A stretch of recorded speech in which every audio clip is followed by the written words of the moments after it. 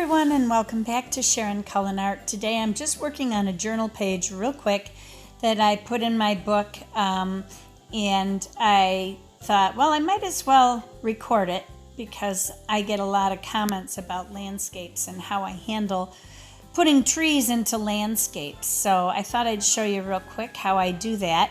I just drew in the trees that I absolutely wanted in my painting, and then from there I add trees here and there, which I'll be doing more at the end.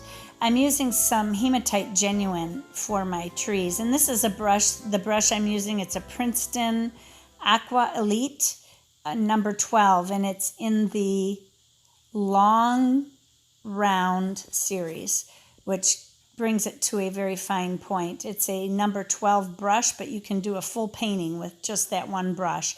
It is synthetic, so I'm trying to use synthetics a little more too, so that I make everybody happy, because I know many of you do not use animal hair brushes, and I have nothing against synthetics. I like them, and this brush actually has a pretty good feel, and it holds a lot more fluid than I expect. Still not like animal hair, but it's pretty close. So I am happy with this brush. I like their Elite series. It's very nice. But on the background or the ground, I just used a little bit of diluted sap green and some diluted burnt sienna to get a base down. And then I'm going to go back over that in a little bit with other layers. But I'm continuing to put the trees in. And one thing I like about Hematite Genuine, it's one of the Primatech colors from Daniel Smith's line, and this one granulates like crazy.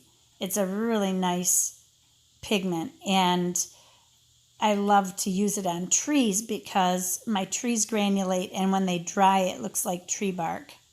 So that's why I like to use it a lot. Plus, I don't have to mix any colors into it because it actually is the same color as the tree bark that I'm drawing. So it works out well. Now, there was a little bit of moss on the trees, so I'm putting this in, and I'm going to go over it with more hematite later to tone that down a little bit, but I need it to dry a bit before I do that. Oh, maybe I went right back in with it. I thought I let it dry. Yeah. Now I'm going back in with a deeper sap green, and I'm just kind of faintly putting in the tops of ferns, that kind of thing. Just dropping that in all over the place.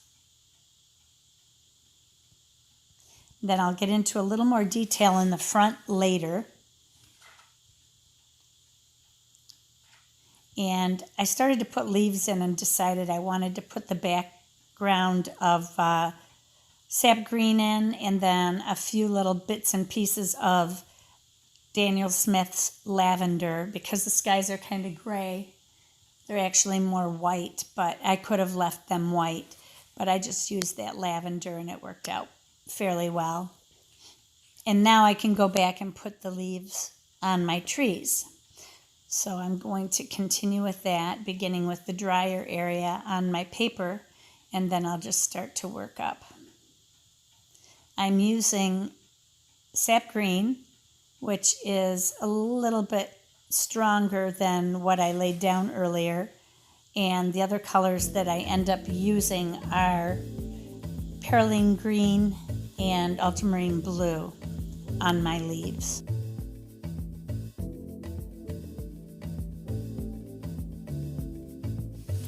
Now I'm going to go in and start to make the background a little bit darker, again using more sap green. And I'm beginning to add layers to the green that's already down there. I will be going in with darker burnt sienna as well. And now I'm going over those trees again to cover up some of that blue for the moss. I'll go over the trees several times, adding darker layers and shadowing on the trees. There's not a lot of light today with the rain that I'm having, but still you can see some lighter areas on the trees and darker areas. Now that the trees are getting wetter, they're even darker than they were before, but I did not represent that in my painting because they were still dry at the time. And now I'm beginning to add in more of the background trees here and there. I'm adding more layers to the trees that I had drawn in, but I will add more trees in the background as I go. Some of the areas are still wet, so I'm going to avoid those areas. And now I'm going to go ahead and pick up some burnt sienna and start to put that into my background where the leaves have been. I'll be adding in some brown, I believe it was sepia, yeah, and a little bit of Payne's gray here and there, just to darken it up. And that will help to give the forest floor look more than just green. Even though it is green, you can still see a lot of the leaves and stuff that are decaying from last fall.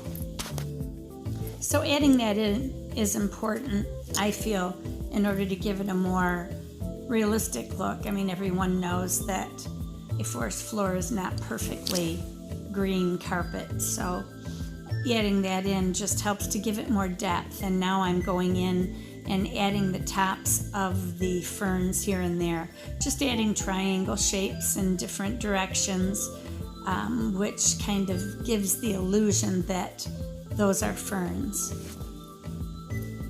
It's very simple. While that's drying, I'm going to go ahead and do some writing in my journal. I left that spot over to the left so that I could do a little bit of writing. I'm just writing down what the weather is like today, what it's been like the last couple of days, and that sort of thing. Now that the right side has started to dry, I'm going in with another layer. Actually, I'm adding a little bit of yellow in to pick up the glow that I see in the forest when it rains. The greens change and it gets real interesting to look at the forest when it's raining. Oh, and thank you all for the well wishes that I received over on my Instagram page after I posted my story about the difficulty in moving. I spent 27 years at that home, and that's the longest I've spent anywhere in my life. So it was difficult leaving, but I'm good now that I'm here, so I know I'll be fine. Now in a minute you're going to see me add more of those trees to the background, and as I do that I just kind of streak the brush upward and not bring it all the way to the top, because I want those trees to kind of disappear into the background, as you'll see in just a minute.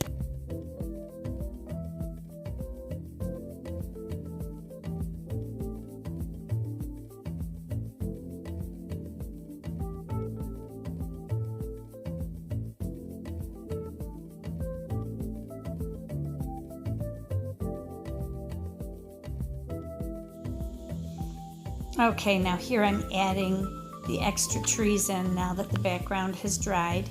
And as you see, I'm taking them in and out of the green areas so they look like they blend in. So in the meantime, everybody remember, be courageous, paint with wild abandon, and most of all, be kind to each other. Talk to you all soon. Bye-bye.